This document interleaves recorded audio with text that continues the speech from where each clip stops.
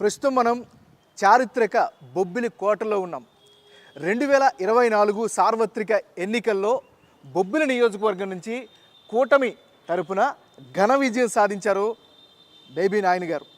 ప్రస్తుతం మనం వారితో మాట్లాడడానికి వెళ్తున్నాం. ఈ చారిత్రకమైనటువంటి నేపథ్యంలో ఇంతవరకు చాలా ఇంటర్వ్యూస్ కేవలం పొలిటికల్గా మాత్రమే పరిమితమయ్యాం. కానీ ఈ ఇంటర్వ్యూలో పాలిటిక్స్తో పాటు చారిత్రక నేపథ్యాన్ని, బొబ్బిలి యొక్క చరిత్రని ఎంతో కొంతలో తెలుసుకునే ప్రయత్నం అయితే చేద్దాం. ముఖ్యంగా నేటి యువతకి బొబ్బిలి చరిత్ర ఖచ్చితమైనటువంటి స్ఫూర్తివంతమైనటువంటి గాథ. సో మనం మాట్లాడికంటే కూడా ఎమ్మెల్యే గారి మాటల్లో మనం ఆస్వాదిద్దాం. ముందు వెళ్దాం. సుజయకృష్ణ గారు సార్, నమస్కారం సార్. నమస్కారం ఎమ్మెల్యే గారు, how are you? Fine sir, ఎలా ఉన్నారు? Long time. అవును. ముందుగా మీకు హార్దిక కంగ్రాచులేషన్స్ బిగ్ టీవీ తరపు నుంచి. ఎందుకంటే 5 సంవత్సరాల ఒక పోరాటం, ప్రజా పోరులో ఘన విజయం సాధించారు. ఆ కిక్ని ఎలా ఎంజాయ్ చేస్తున్నారు? ఎంత మనం కష్టపడినా ఎంత చేసినా నా నియోజకవర్గ ప్రజలు నాకు పెట్టినటువంటి భిక్షగా నేను భావిస్తున్నాను. నన్ను గుండెల్లో పెట్టుకొని గత 25 సంవత్సరాలుగా నన్ను చూసుకొని, సొంత కుటుంబ సభ్యుడిగా చూసుకొని ఇవాళ నియోజకవర్గ ప్రజలు ఒక సేవకుడిగా వాళ్ళకి అధికారికంగా ప్రభుత్వ పరంగా సేవ చేయడానికి ఒక పట్టాభిషేకంగా నేను భావిస్తాను. అంటే ఎందుకంటే సార్ ఈ గత 5 సంవత్సరాల గురించి స్పెషల్గా మాట్లాడాల్సి వస్తుంది. మీరే పలు దఫాలుగా చెప్తూ ఉన్నారు, గతంలో ఎప్పుడు ఇలాంటి పరిస్థితుల్ని చూడలేదు. ఒక గౌరవం ఉండేది పార్టీల మధ్యన, లేదా నాయకుల మధ్య ఒక సత్సంబంధాలు ఉండేవి. కానీ గత 5 సంవత్సరాల్లో అన్నిటికీ చెరిపివేశారు, చాలా ఒక ఇబ్బందికరమైనటువంటి పరిస్థితుల్లో ఉన్నాయి అంటూ మీరు కూడా పలు సందర్భాల్లో కామెంట్ చేశారు. అవునండి, 100%. సో గెలిచిన తర్వాత ప్రజల నుంచి ఎలాంటి స్పందన మీరు రిసీవ్ చేసుకుంటున్నారు? ఎక్స్పెక్టేషన్స్ చాలా ఎక్కువ ఉన్నాయి. అంటే ఈ 5 సంవత్సరాలు జరిగినటువంటి కొలాటరల్ డ్యామేజ్ అన్ని రంగాల్లోని, పరిపాలన విధంగా అవనివ్వండి, ప్రభుత్వ పరంగా అవనివ్వండి, రాజకీయంగా అవనివ్వండి, అన్ని రంగాల ప్రజలు ఇబ్బంది పడినటువంటి పరిస్థితి. ఎక్కడ కూడా ఆదాయ వనరులు లేవు, రైతులు ఇబ్బంది పడ్డారు, ఉద్యోగాలు లేక యువకులు ఇబ్బంది పడ్డారు. ప్రతి ఒక్కరు వ్యాపారస్తులు సంతోషంగా ఉన్న ఒక వర్గం లేరు. సంతోషంగా ఎవరైనా ఉన్నారంటే అధికార పార్టీ అగ్రనాయకులు. అధికార పార్టీ అగ్రనాయకులు ఎవరైతే ఈ 5 సంవత్సరాలు కరప్షన్తో డబ్బులు చేసుకుని వాళ్ళు సంతోషంగా ఉన్నారు. ఎవరికి ఎక్స్పెక్టేషన్స్ అయితే చాలా ఎక్కువ. బేబీ నాయుడు గారు, నేను నేరుగా పాలిటిక్స్లోకి వెళ్ళాలనుకోవట్లేదు. బొబ్బిలి అనగానే, కోటలో ఉండగానే ఒక వైబ్రేషన్. ఎందుకంటే మన దేశంలోనే, చరిత్రలోనే బొబ్బిలికి ఒక ప్రత్యేకమైనటువంటి స్థానం ఉంది. కాబట్టి ఆ విషయాలను కొన్ని మీ దగ్గర నుంచి ఈరోజు తెలుసుకునే ప్రయత్నం చేస్తాను. Why not? సో ఇప్పుడు I will enjoy historical interview more than political interview. We also అండి, as a big TV we also. ఇక్కడ సార్ చెప్పండి, ఇప్పుడు మనం ఈ కోటలో ఉన్నాం కదా, ఈ కోట ఎప్పుడు కన్స్ట్రక్ట్ చేశారు? ఇది 1880లో నిర్మించినటువంటి కోట అండి. ఓకే. ఇది దీన్ని సప్తమహల్ అంటారు, అంటే 7 బిల్డింగ్స్ అన్నమాట. Okay okay okay. బొబ్బిలి యుద్ధం అయ్యాక ఒక కోట నిర్మించారు. ఓకే. ఆ కోటలో ఇంచుమించు 5-6 తరాలు సంతానం ఉండదు. ఓకే. వారసులు ఉండరు. ఓకే. అప్పుడు రాణి చెల్లయ్యమ్మదేవి గారిని పెళ్ళైన 3వ నెలలో వారు భర్త చనిపోతే వారు పూజామహల్, ప్రాంగ్ మహల్ అని 2 కాంప్లెక్స్. అందులో పూజామహల్ కాంప్లెక్స్ ముందు నిర్మించి వెంకటగిరి రాజా గారికి 7 కొడుకులు ఉంటే రెండో కొడుకుని ఇక్కడ దత్తత తీసుకొస్తారు. Okay okay. అది 1880లో జరిగింది. Okay okay. బొబ్బిలి యుద్ధం తర్వాత ఒక కోట నిర్మించారు. ఓకే. పాత కోటని వేణుగోపాల స్వామి కోవిలనే. అవును. అది తర్వాత అక్కడ సంతాన వైఫల్యం వల్ల వారసులు ఎవరు కూడా నిలబడట్లేదు, నిలదొక్కోవట్లేదు అన్న ఉద్దేశంతో ఈ కోటను నిర్మించడం జరిగింది. ఓకే సార్, ఇప్పుడున్న మనం ఇప్పుడు ఇంటర్వ్యూ చేస్తున్న ఈ కోట పేరు ఏం పేరండి? ఇది దర్బార్ మహల్ అండి. దర్బార్ మహల్. ఇది దర్బార్ మహల్. పూర్వం దర్బారు ఆయుధ పూజప్పుడు, దసరాకి పూర్వం దర్బార్లు అన్ని కూడా ఇక్కడే జరిగామన్నమాట. Okay okay. మన ఫ్యామిలీ మ్యూజియం ఏదైతే బొబ్బిలి యుద్ధం నాయట ఆయుధాలు అవన్నీ ఉన్నాయో ఫస్ట్ ఫ్లోర్ లో మ్యూజియం ఉంటుంది. నియోజకవర్గ వ్యాప్తంగా, జిల్లా వ్యాప్తంగా వచ్చిన ప్రజలు తాలూకా వినతులు స్వీకరించడానికి అది నా వ్యక్తిగత కార్యాలయం. ఇది మా పెద్దన్న సుజయకృష్ణ గారు వ్యక్తిగత కార్యాలయం.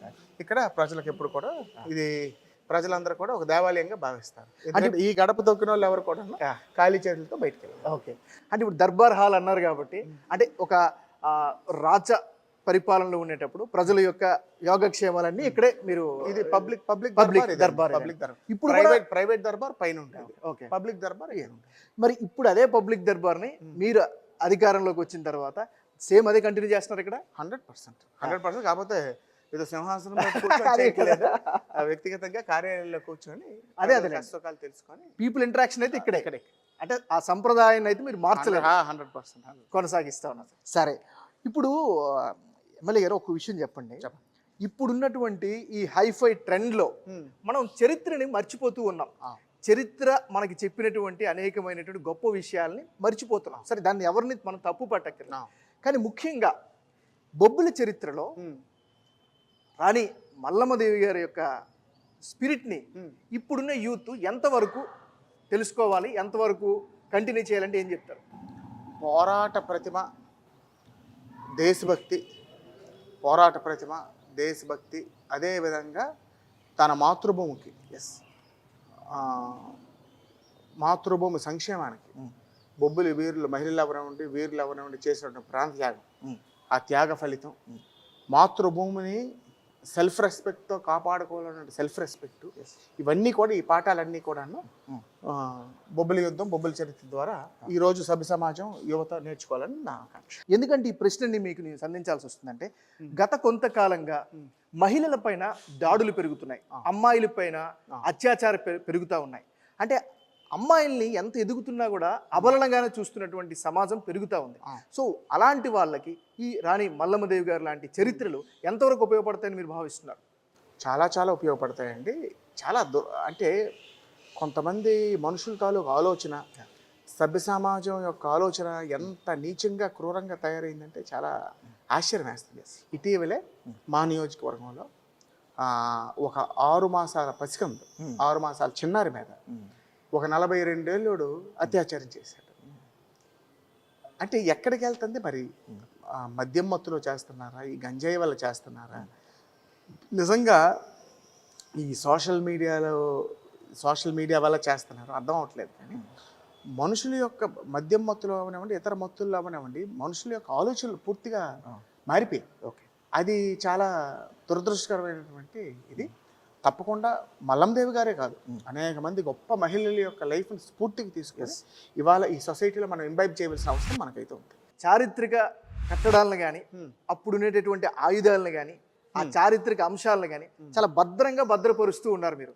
ఇది మీ పర్సనల్ ఇంట్రెస్ట్ వల్లనే కంటిన్యూ చేస్తున్నారా? ఒకప్పుడు ఒక నాన్నగారు బతికున్నప్పుడు ఒక ఐఏఎస్ ఆఫీసర్ వచ్చారు. ఐఏఎస్ ఆఫీసర్ వచ్చి అప్పుడు చాలా వరస్ట్ కండిషన్లో ఉండేది. మ్యూజియం అనేది వరస్ట్ కండిషన్లో ఉంటే వచ్చి, మీరు మీ రాజస్థాన్ కౌంటర్ పార్ట్స్, మీ తతిమా రాయల్ ఫ్యామిలీస్లో గవర్నమెంట్కి ఇచ్చేయచ్చు కదా, గవర్నమెంట్ మెయింటైన్ చేస్తే మీరు ఎందుకు ఇలాగ పాడుపడిపోతారో. అప్పుడు నాకు చివుక్కుమనింది. మన సంపద, మన చరిత్ర, మన ఇది మనం గవర్నమెంట్కి ఇవ్వడం ఏంటి, మనమే మెయింటైన్ చేయాలన్నటువంటిది ఆలోచన అప్పుడు నాకు తట్టింది. దీన్ని నెమ్మదిగా రివైవ్ చేయడం మొదలు పెట్టాం. తర్వాత మా చిన్నాన్నగారు సీరియస్గా, నేను బొబ్బిల్లో సెటిల్ అయిపోయాక సీరియస్గా మన మ్యూజియం మనం రెస్టోర్ చేయాలనేటువంటి ఆకాంక్ష వచ్చినప్పుడు మా చిన్నాన్నగారు, కొల్లాపురం రాజా గారు, ఆదిత్య లక్ష్మారావు గారు చాలా సాయం చేసి సాలార్జంగ్ మ్యూజియంలో క్యూరేటర్ అయినటువంటి శ్రీనివాసమూర్తి గారు పంపించి దీన్ని రివైవ్ చేయడం జరిగింది. సరే, మీరు రివైవ్ చేసిన తర్వాత సామాన్య ప్రజలు వచ్చి సందర్శించే అవకాశం ఇక్కడ ఉందా? వాళ్ళందరూ కూడా వచ్చి చూస్తుంటారా? వాళ్ళకి ఏమైనా ఎక్స్ప్లెయిన్ చేసే వ్యవస్థ ఉందా ఇక్కడ? అంటే ఇక్కడ ఒక విజిటర్స్ బుక్ ఉంది, 2 ఉన్నారండి మ్యూజియం మెయింటైన్ చేసేవాళ్ళు, 2 నుంచి 3 ఉన్నారు.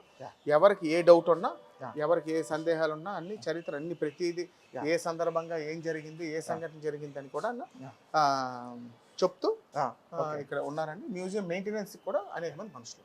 సో బహుశా మనం ఇప్పుడు వెళ్ళబోతున్నాం, చాలా ఇంపార్టెంట్ అయినటువంటి ఒక గదిలోకి వెళ్తున్నాం. ఇక్కడ చారిత్రకమైనటువంటి అనేక గొప్ప విషయాల్ని ఇక్కడ భద్రపరిచినటువంటి పరిస్థితి కనిపిస్తోంది. సో ఒక్కొక్కటి మనకి అవకాశం ఉన్నంత వరకు తెలుసుకునే ప్రయత్నం చేద్దాం. సార్, నాకు ఇందాక వచ్చిన వెంటనే ఈ 4 ఫోటోలు చాలా ఆసక్తికరంగా అనిపించాయి. ఎందుకంటే క్రానలాజికల్ ఆర్డర్లో కూడా పెట్టారు. ఎందుకంటే 11వ శతాబ్దం అని, 11వ సంస్థ, బొబ్బిలి సంస్థ 11 అని, 12. ఈ కోట నిర్మించాక వెంకటగిరి నుంచి దత్తత వచ్చిన ఆయన వీరు. He was the 11th ruler. అంటే శ్వేతాచలపతి రంగారావు, శ్వేతాచలపతి రంగారావు వీరిని వెంకటగిరి నుంచి దత్తత తీసుకొచ్చారు. అంటే ఈ కోట నిర్మించాక ఫస్ట్ రూలర్ వీరు, ఫస్ట్ పట్టాభిషేకం వీరు వెంకటగిరి నుంచి వచ్చారు. వెంకటగిరిలో 7 బ్రదర్స్ ఉండేవారు. అందులో సెకండ్ బ్రదర్ బొబ్బిలి వచ్చి, మరి వెంకట కుమార కృష్ణ రంగారావు, కొడుకు కుమారులండి, చాలా చిన్న వయసులో చనిపోయారు. ఓకే ఓకే చాలా చిన్న వయసులో చనిపోయారు, కానీ he was a very good writer, o very good poet, okay and సాహిత్యం మీద చాలా మంచి నాలెడ్జ్ పట్టు. Okay he died very young. ఈయన మా మణిమకుటం, ఓకే బొబ్బిలి సంస్థానం అందరిలోకి మణిమకుటం. ఓకే మా తాతగారు ఓకే శ్వేతాచలపతి రామకృష్ణ రంగారావు గారు, ఓకే బొబ్బిలి సంస్థానం యొక్క 13వ రాజావారు, ఆఖరి పట్టాభిషేకగ్రస్తుడు. ఓకే ఓకే ఓకే లాస్ట్ కారనేషన్ అయింది వీరికి. అంటే ఆ తర్వాత ప్రజాస్వామ్యం వచ్చేసింది తర్వాత డెమోక్రసీ ప్రజాస్వామ్యం వచ్చింది. ఇది ఈ తాతగారు మా నాన్నగారు వీరు ఉమ్మడి రాష్ట్రాల ముఖ్యమంత్రి చేశారు. అవునవునవును మద్రాసు రాష్ట్రాల ముఖ్యమంత్రి చేశారు, ఇండిపెండెంట్ ఎమ్మెల్యే చేశారు, స్టేట్ లో సెకండ్ హైయెస్ట్ మెజార్టీతో. ఓకే అంత Okay. బొబ్బులకి వరల్డ్ మ్యాప్ లోకి వెళ్ళిందంటే వీరు వాళ్ళు. వీరు మా నాన్నగారు, Yes, my yes. Beloved father. Okay ఇవాళ ఈ వాల్యూస్ ఇవన్నీ వచ్చాయంటే వారి పెంపకం వల్ల. సార్ ఇక్కడ ఒక ప్రశ్న, అంటే బొబ్బుల యుద్ధం అని మనం చదువుకుంటూ ఉన్నాం కదా, ఆ యుద్ధం వీళ్ళ ముగ్గురులో ఎవరు కాదు. బొబ్బిలి యుద్ధం అనేది ఆ. బొబ్బిలి సంస్థాన క్రానలాజికల్ ఆర్డర్ లో చూస్తే ఆ.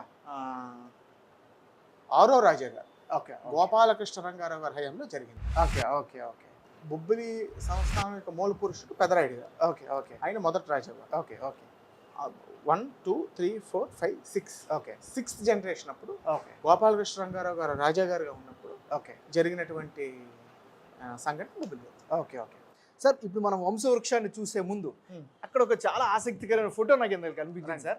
అది ఇంగ్లాండ్ సమావేశానికి సంబంధించినటువంటిదని మనకి చెప్తా ఉన్నారు. అవును. బహుశా నేను సోషల్ స్టడీస్ లో ఎప్పుడో చదువుకున్నట్టుగా గుర్తు. If I'm right. Round table conference లో ఇంగ్లాండ్ లో జరిగినప్పుడు 1931 లో మా తాతగారు ఓకే పర్లాకిముడి రాజు గారు, వీరు మా తాతగారు, ఓకే ఓకే వీరు పర్లాకిముడి రాజు గారు, ఓకే కృష్ణచంద్ర గజపతి గారు. Okay he was the first chief minister for okay okay ఇద్దరు కూడా ల్యాండ్ ఓనర్స్ అసోసియేషన్ ని రిప్రజెంట్ చేస్తారు. ఓకే ఇక్కడ చాలా ఎమినెంట్ పర్సనాలిటీస్ ఉంటాయి. కొంతమంది మీకు చెప్తా, ఇది వివి గిరి గారు, ఓకే అప్పటి బ్రిటిష్ ప్రధానమంత్రి గారు. ఓకే ఆ తర్వాత ఇక్కడ సరోజినీ నాయుడు గారు, ఓకే మహాత్మా మహాత్మా గాంధీ, గాంధీ గారు, మౌలానా అబ్దుల్ కలాం ఆజాద్ గారు, ఎస్ డాక్టర్ సర్వేపల్లి రాధాకృష్ణ గారు, వీళ్ళందరూ కూడా ఇది ఇంగ్లాండ్ లో. ఇది ఈ ఫోటో యాక్చువల్లీ నాకు దొరకకపోనండి. నాన్నగారు వెరీ లాంగ్ టైమ్ అగో డాల్ఫిన్ అప్పారావు గారికి అవును ఇచ్చారు, ఓకే ఓకే ఒక ఎగ్జిబిషన్ లో ప్రదర్శించారు. ఓకే ఓకే ఓకే అది వారి దగ్గర ఉండిపోయింది. నాన్నగారు పరంపదించాక మాతో కాంటాక్ట్ అయిపోయింది. తర్వాత ఒక కామన్ ఫ్రెండ్ వారి దగ్గరికి వెళ్తే ఇలాగా కాంటాక్ట్ అయిపోయింది, ఇలా బొబ్బిలి రాజా గారిది నా దగ్గరే ఉందంటే అప్పుడు ఒరిజినల్ ఇచ్చి కాపీ చేయించుకున్నాం. ఓకే ఈ ఫోటో చూస్తే మీకు ఇప్పుడు ఏమనిపిస్తూ ఉంటది? ఎందుకంటే మీరే చెప్పాలి. అశోక్ గజపతి రాజు గారు వేలాది మంది వచ్చే నా వ్యక్తిగత కార్యాలయంలో మా నాయకుడిగా మా ఇద్దరు అన్నదమ్ముల మధ్యన వారిని పెట్టుకున్నామంటే ఇప్పుడు విజయనగరం బొబ్బిలి సంస్థానాల మధ్యన సంబంధం ఎలాగుంది. అశోక్ గజపతి రాజు గారికి మా దీంట్లో ఏ స్థానం ఉందో మీరు అర్థం చేసుకో. మొన్న మరి ఈ గెలిచారు 2024లో. గెలిచిన తర్వాత అశోక్ గజపతి రాజు గారు మీకు ఫస్ట్ టైం ఏ విధంగా విష్ చేశారు? ఆయన ఎట్లా చెప్పారు? నేను అక్కడికి వారి దగ్గరికి ఫస్ట్ వెళ్ళాను. మంచి 20,000 లీడ్ దాటాక వారి దగ్గరికి వెళ్ళి వారికి పాదాభివందనం చేసి వారి ఆశీస్సులు తీసుకొని ఎప్పుడు కూడా మీ బ్లెస్సింగ్స్ ఉండాలని వారిని కోరి తర్వాత నేను కౌంటింగ్ సెంటర్కి వెళ్ళాను. ఓకే, మీ వంశవృక్షం వచ్చినట్టుగా ఉంది నాకు తెలిసి ఫోటో. ఒకసారి చెప్పండి, ఇందాక మీరు చెప్పడానికి ట్రై చేశారు. ఇది ఫస్ట్ మా మూల పురుషుడు, ఓకే, సంస్థానం యొక్క ఫౌండర్ ఆఫ్ ద సంస్థానం పెద్దరాయుడు గారు. ఓకే, ఇది లింగప్ప రంగారావు గారని రంగబాకు అన్న ప్రాంతంలో ఓకే ఓకే వేరోచితంగా యుద్ధం చేయడం వల్ల ఓకే ఈ రంగారావు అన్న టైటిల్ అప్పటి నుంచి వచ్చింది. Okay, first it was Rayudu, తర్వాత అంటే అప్పటి నుంచి మీకు రావు అని రంగబాకు అన్న ప్రాంతాన్ని లింగప్ప రంగారావు గారు చాలా విరోచితంగా పోరాడినందుకు ఓకే ఓకే ఆ బిరుదు రంగారావు అనే టైటిల్ వచ్చింది. Okay okay okay 3 4 5 6 okay okay ఆ గోపాలకృష్ణ రంగారావు గారు హయాంలో ఓకే బొబ్బిలి యుద్ధం జరిగింది. ఓకే ఓకే 9వ రాజా గారి హయాంలో ఓకే శ్వేతాచలపతి రంగారావు గారు 9వ రాజా గారి హయాంలో మన బొబ్బిలి వేణుగోపాల స్వామి కోవిల్ నిర్మించారు. మీకు మీరు వేణుగోపాల స్వామి కోవిలి మూల విరాట్ చూస్తే ఇరువైపులా ఓకే వేణుగోపాల స్వామి, రుక్మిణి, సత్యభామ మూల విరాట్లో అమ్మవార్లు పక్కనే ఇద్దరు దీపం వెలిగించుకొని ఉంటారు. ఓకే, వాళ్ళిద్దరు కూడాను ఇద్దరు అన్నదమ్ములు అనమాట. ఓకే, శ్వేతాచలపతి రాయడప్ప రంగారావు గారు, జనార్దన్ కృష్ణ రంగారావు. ఓకే ఓకే వాళ్ళిద్దరూ శాశ్వతంగా గర్భాలయంలోనే శ్రీకృష్ణుడు సేవకులుగా ఓకే. దీపాలు పట్టుకుని ఉంటాం. సరే, ఇప్పుడు హిస్టారికల్ నుంచి కాసేపు పర్సనల్గా కాసేపు మాట్లాడుకుంటే చెప్పండి. మీ జీవన శైలే చాలా ఆసక్తికరంగా ఉంటుంది. చాలా సింపుల్ గా ఉంటారు, అందరితో ఈజీ యాక్సెస్ గా ఉంటారు, అధికారం ఉన్నా లేకపోయినా ప్రజలతో ఉంటారు. అది చాలా వ్యాలిడ్ క్వాలిటీ. అది ఖచ్చితంగా ఒక జర్నలిస్ట్ గా అప్రిషియేట్ చేయాల్సిందే. కానీ పర్సనల్ లైఫ్ విషయంలోకి వస్తే మీ హాబీలు చాలా ఆసక్తిగా ఉంటాయి. ముఖ్యంగా మీరు చాలా ప్యాషనేటెడ్ ఫోటోగ్రాఫర్.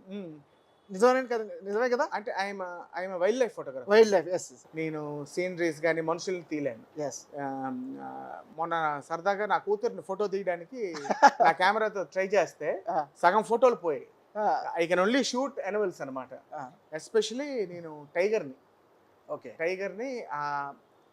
ఫస్ట్ టైం చూసిన దగ్గర నుంచి కూడాను దాని మీద ఒక ఫ్యాసినేషన్ వచ్చి పెద్ద పుల్ని ఫోటో తీద్దాం అన్నటువంటి ఇంట్రెస్ట్ పెంచుకొని ఓకే, మంచి ఎక్విప్మెంట్ కొని నాకు రిలాక్సేషన్ అప్పుడు నేను వెళ్ళి టైగర్స్ని, ద రేరెస్ట్ ఆఫ్ ద టైగర్స్ని ఇండియన్ నేషనల్ పార్క్స్లో ఫోటోగ్రాఫ్ చేసి వాటిని డాక్యుమెంట్ చేస్తాను. ఓకే, అంటే ఎప్పటికైనా ఫ్యూచర్ రిఫరెన్స్కి అన్ని విధాలుగా ఉపయోగపడుతుంది ఒకటి.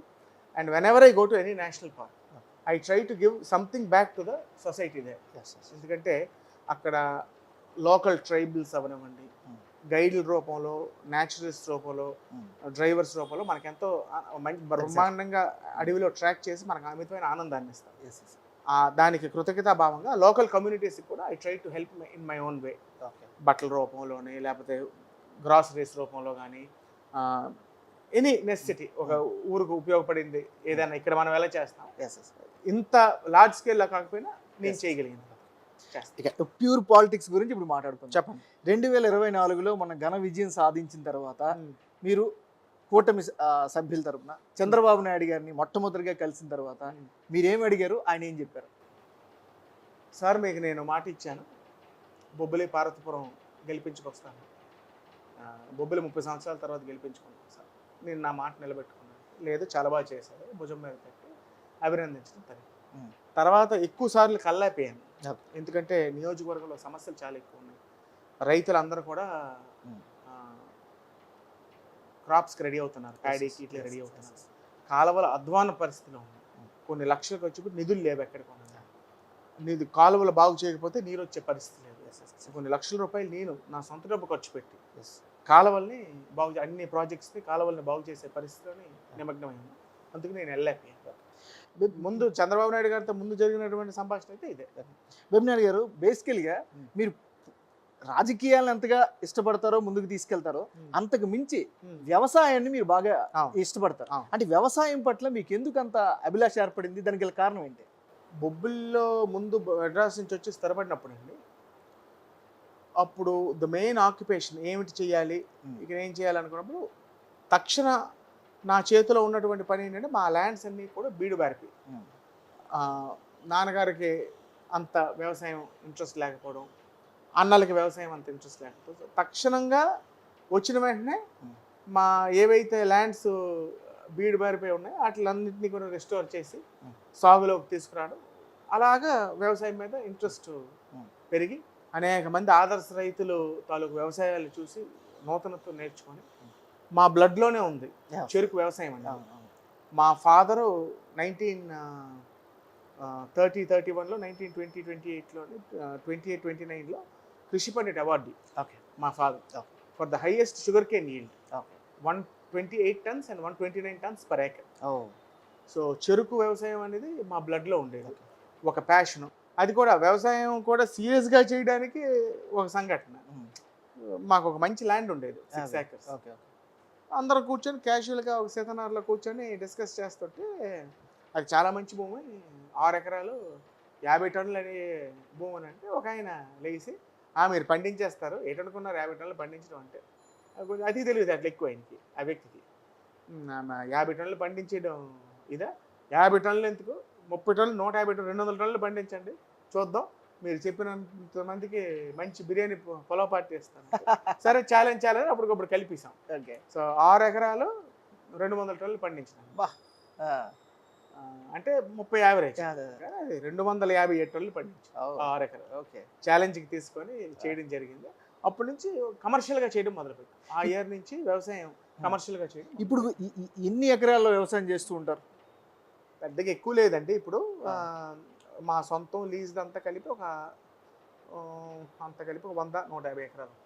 బట్ ఈ రోజుల్లో వ్యవసాయం చేయడం చిన్న విషయం కాదు కదా. కష్టమేనండి, కష్టమే. మరి మీరు కష్టం వ్యవసాయం చేయడం వల్లే ఆ రైతు తాలూకు దయనీయ పరిస్థితి, ఇవాళ రైతు తాలూకా ఇబ్బంది, రైతు తాలూకు కష్టం నాకు ఎగ్జాక్ట్. నీరు ఎంత అపురూపం, గిట్టుబాటు ధర ఎంత అపురూపం, పండించినటువంటి పంట ఇన్ టైం అమ్ముకోవడం ఎంత ముఖ్యం, ప్లస్ డబ్బు వడ్డీకి తెచ్చినటువంటి అప్పు చేసి తెచ్చినటువంటి డబ్బుకి తీర్చడం ఎంత ముఖ్యం అనేది నాకు వ్యవసాయంలో ఉండడం వల్లే రైతు తాలూకా సాధక బాధక తెలుసు. I keep highlighting farmers problems. ఇప్పుడు ఎన్నికల ముందు మీరు అనేకమైనటువంటి హామీలు ఇచ్చారు, ముఖ్యంగా ఇన్ఫ్రాస్ట్రక్చర్ కావచ్చు, రోడ్లు కావచ్చు, ఇలా చిన్న చిన్న ఇబ్బందులు అన్నిటికి సంబంధించి హామీలు ఇచ్చారు. ఈ హామీలన్నింటినీ కూడా ఇప్పుడు నెరవేరుస్తారా, నెరవేర్చరా? 100% నెరవేరుస్తామండి. మ్యాక్సిమం నా ఫోకస్ అంతా దాని మీదే ఉంది. అయితే ఈ నెల రోజులు నేను చూసింది ఏంటంటే, ఈ 5 సంవత్సరాలు నియోజకవర్గానికి జరిగినటువంటి డ్యామేజ్ని ఇమీడియట్గా రిపేర్ చేయవలసినటువంటి అవసరం. సాగునీరు కాలువలు అస్తవ్యస్తంగా ఉన్నాయి, ఒక్కొక్కటి కూడా. ఇరిగేషన్ డిపార్ట్మెంట్ అధికారులు కూడా ఆశ్చర్యపోతున్నారు. ఇంత ఫాలో అప్ నేను చేసి నీరు ఎక్కడి వరకు వచ్చిందని అడిగే పరిస్థితి వాళ్ళు ఎప్పుడు కూడా ఏ రాజకీయ నాయకుడి నుంచి కూడా చూడలేదు, ఏ ప్రజాప్రతినిధి. ఒక ఆయకట్టు రైతుకు ఉండవలసిన శ్రద్ధ స్థానిక శాసనసభ్యుడికి ఉందని చాలా ఆశ్చర్యపోతున్నారు అధికారులు కూడా. అలాగే వెళ్తున్నాయి.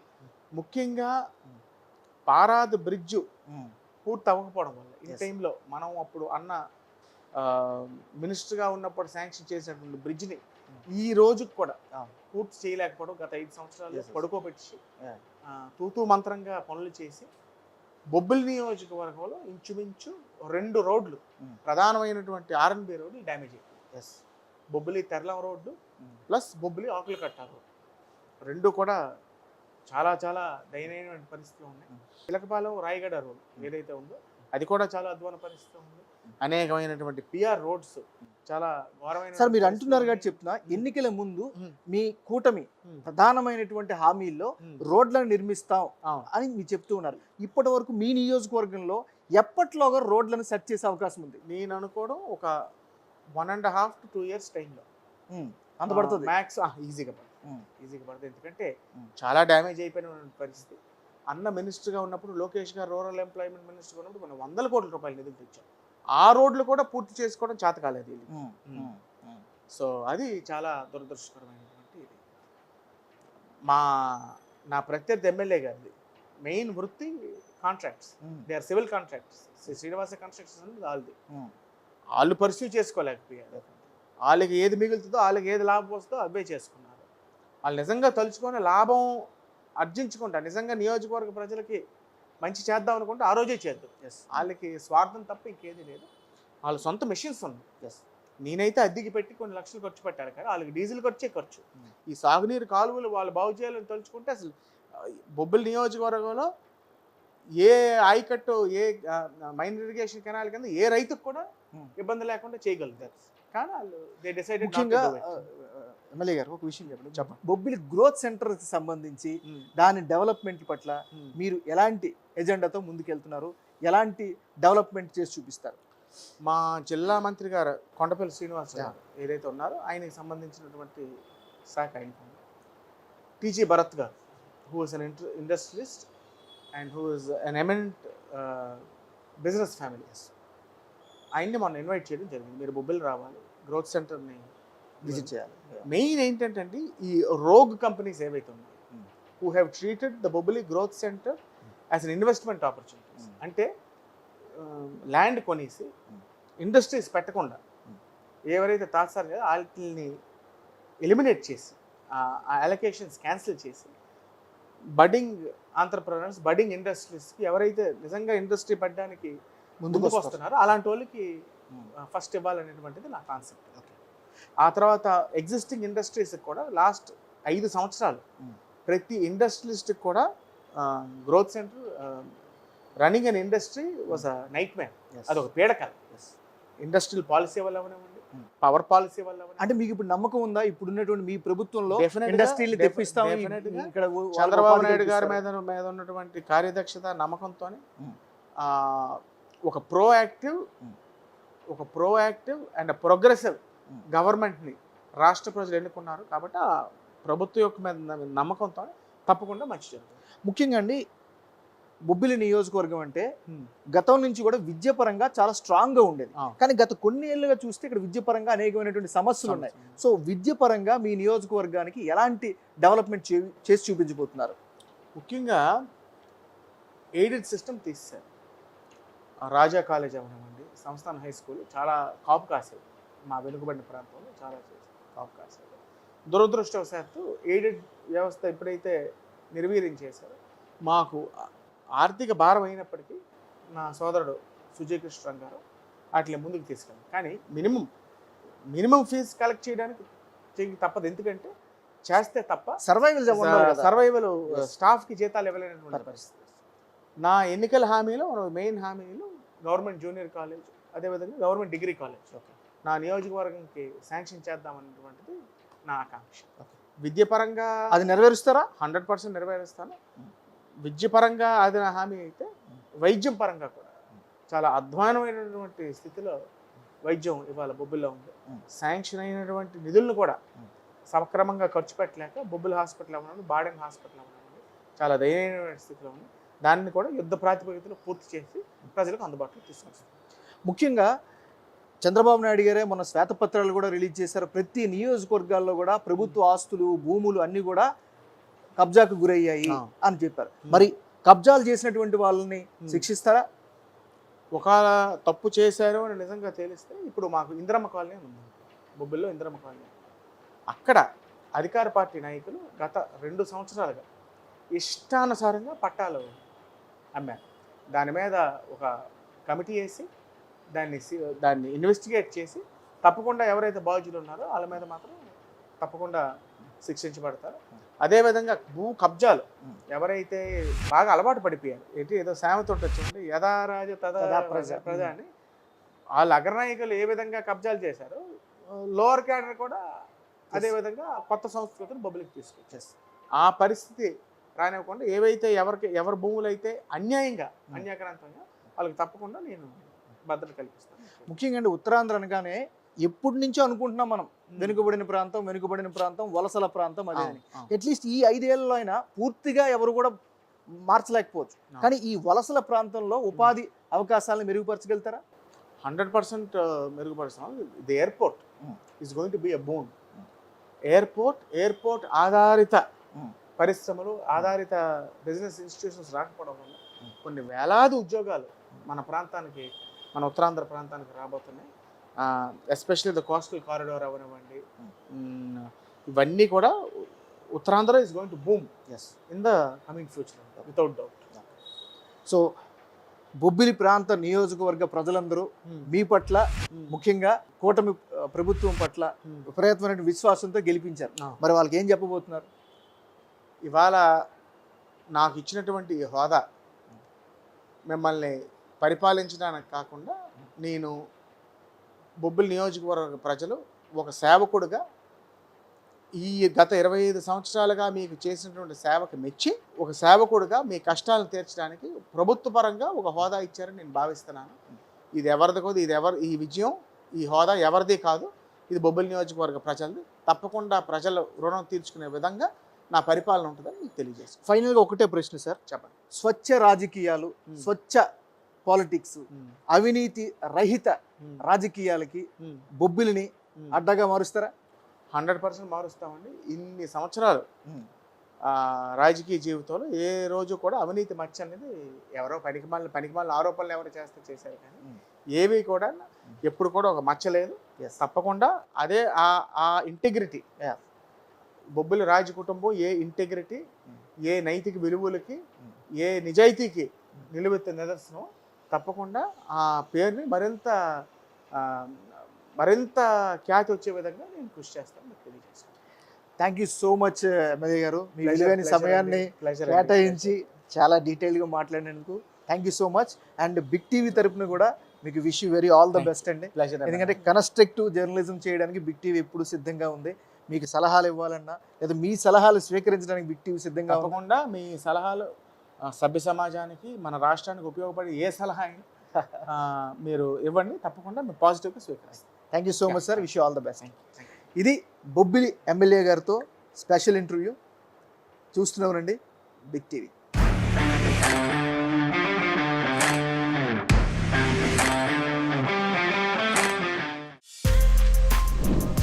For more videos like this, subscribe Big TV channel.